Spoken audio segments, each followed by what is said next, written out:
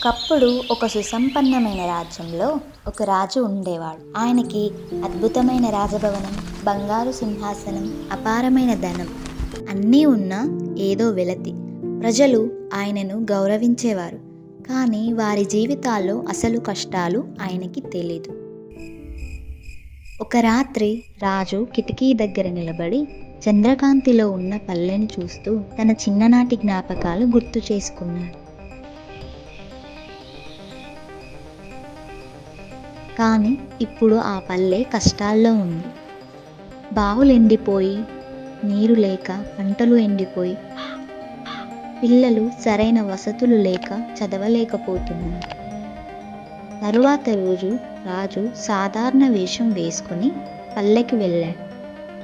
అక్కడ ప్రజల సరళమైన జీవితం, కష్టాల మధ్య ఉన్న చిన్న చిన్న ఆనందాలు చూసి ఆయన మనసు కదిలిపోయింది. అప్పట్లో తన తండ్రి చెప్పిన మాటలు గుర్తుకొచ్చాయి. రాజు అంటే కేవలం పాలించేవాడు కాదు, ప్రజల సేవకుడు. ఆ మాటలు గుర్తొచ్చి అక్కడ ప్రజలతో మాట్లాడి వారి కష్టాలు తెలుసుకున్నాడు. వారిని దూరం నుంచి పాలించడం కాదని, వారితో కలిసి జీవించాలని అనుకున్నాడు.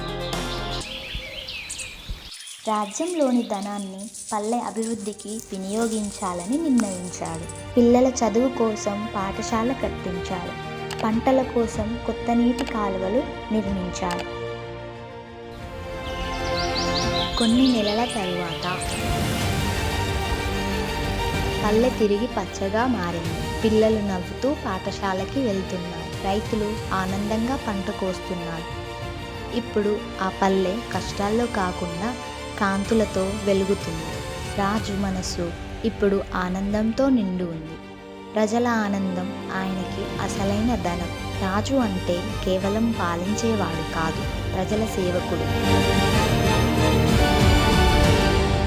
మరిన్ని కథల కోసం లైక్ చేసి సబ్స్క్రైబ్ చేసుకోండి.